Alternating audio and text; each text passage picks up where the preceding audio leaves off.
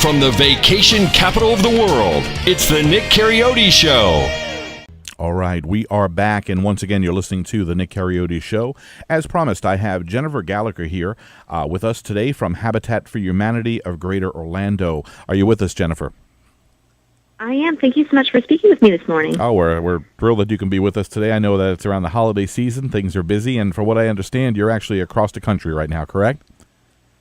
I am. I'm visiting family in California. It's a little chillier here. Wonderful. Well, not wonderful that it's chillier, but wonderful that you get to travel a little bit. That's always a good thing.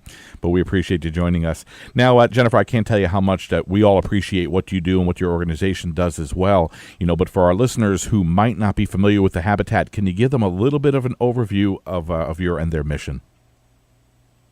Well, Habitat for Humanity believes that everybody deserves a simple, decent, affordable place to call home. And we partner with the community, with volunteers and supporters to build and rehab homes for low-income families and individuals in the areas which the Habitats are. For us, we cover the greater Orlando area, and we've been here since 1986, and we're currently doing some exciting things, and we really have that strong focus on housing and home ownership. Yeah, absolutely, and we're gonna look at some of those exciting things in just a little bit as well. As you know, being a real estate show and being in real estate myself for 24 years, my family included, of course, these are projects that are close to our heart, and we see the good that it does. We see the excitement that it creates. Habitat is always in the news, always in the forefront of what's going on, even in what's happening around us, and we'll get to that in a little bit as well. Now, I know the organization itself dates back quite a few years. Can you tell us a little bit about its early beginnings and the driving force behind it?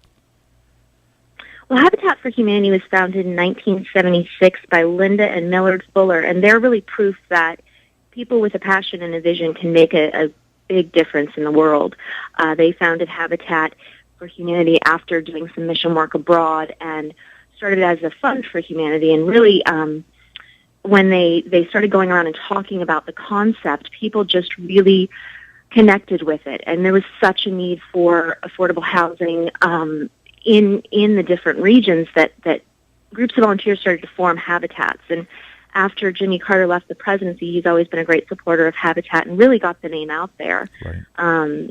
Groups of volunteers in different areas formed habitats. We're now in over 90 countries worldwide. We're in all 50 states, and we really have a large presence in Florida as well. The organization just started construction on its 800,000th home, if you can believe that. Wow. Yeah, that is pretty incredible if you think about it, sure.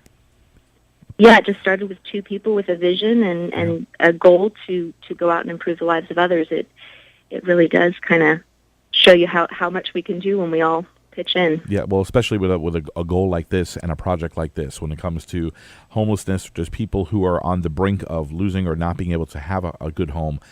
This is a pretty incredible thing.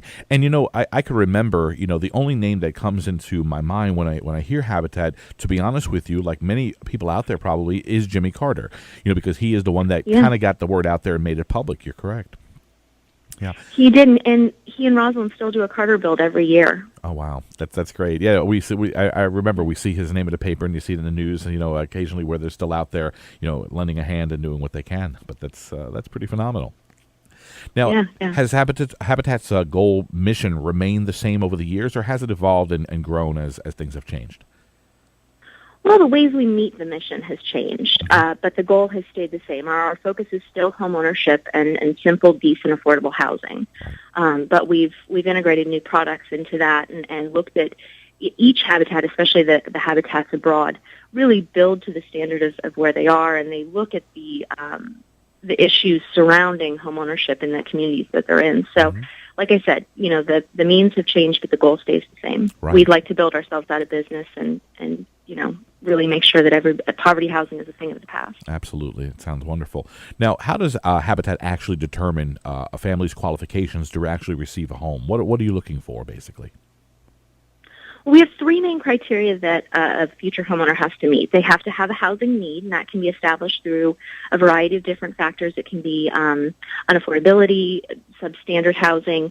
It can be just a multitude of things. We see a lot of folks that are living several generations in one home, or they're paying more than 30% of their gross income towards rent. Right. It's just unaffordable. They also have to have the willingness to partner. Our homeowners work with us for 300 to 500 hours, what's called sweat equity, right, volunteering. And then also they have to have 40 hours of classroom time on homeownership. It's a great program in that way because we're really preparing people to be successful long-term homeowners. Half of those 40 hours are financial literacy classes. Wow. And then they also have to have the ability to repay because it is a mortgage. It's a zero-interest mortgage. Mm-hmm. We sell the homes at the building cost, but they have to have verifiable income so that they can support that mortgage. And we don't want to set anyone up for failure. So Sure. those are the three main criteria that folks have to meet. Very nice, very nice. So it's basically nothing out of pocket, just their sweat equity. They do their classes. They have the capability of repaying it over a good period of time, and then it kind of goes from there, Mm-hmm. correct? All right. Now, would I imagine that the type of mortgage, I mean, of course, you just mentioned it was zero interest, which is pretty phenomenal. It doesn't get much better than that. But are we spreading it out over a 30-year period, or is something different for that as well, or how does that actually work? Well, we're the lender and the builder, so we can adjust the term of the mortgage to fit the individual's situation. So we never give someone a mortgage that's over 30% of their income. So we can stretch that a little longer if need I be. see. Gotcha. Yeah, wonderful, wonderful. Now, okay, as you just mentioned, I understand there's the sweat equity involved that's required for the family. Now, are they able to recruit family members to come on in and help work on this as well, or is it just them and then the other people that you have designated to help with the project?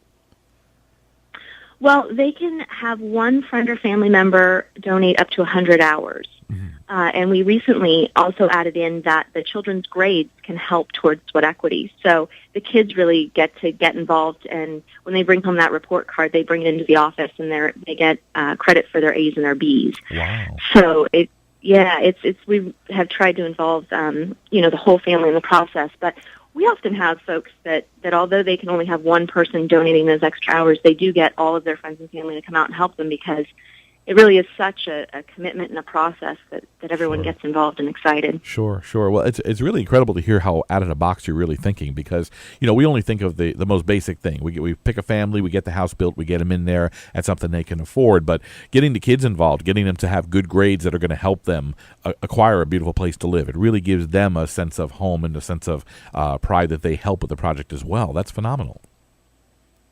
Yeah, and we really do tie homeownership to the success of the family long term. And one of those things is, it really helps the kids with their education. They have a room to call their own. They have a place to study. Their grades improve after they get into the Habitat home. So Sure. we want to foster that as early as we can. Of course. That's wonderful. Now, how many people does it actually take to build a Habitat home, per se, for a single family, let's say? Well, it takes the community. We have about 3,000 to 4,000 volunteers organization-wide per year here in Orlando, and it takes all of those hands. It also takes all of the financial contributors to the organization to help before we even start the project. So we can buy the land, buy the materials, Sure. get started. So it's really a community effort, and we were founded by a group of volunteers, like I said earlier, and without that support of the entire Orlando community, we wouldn't be able to do what we do. Right. Incredible. Now, I know Habitat has a lot of great sponsors, as you just mentioned as well. Yeah, has it always been that way, or have they always been that fortunate to have that backing? Well, for our affiliate, we've really grown quite a bit in the last, 7 years or so, and we've always been lucky to have people that connect with the mission. It's very hard to not connect with housing. It's something that we can all wrap our heads around, but we really are lucky on a national basis as well to have some great supporters. We partner with national folks like Whirlpool, with Hunter Douglas. They donate the blinds for the homes. Square Deed donates electrical boxes, things like that. Yep. So we've been very fortunate that we have had supporters, but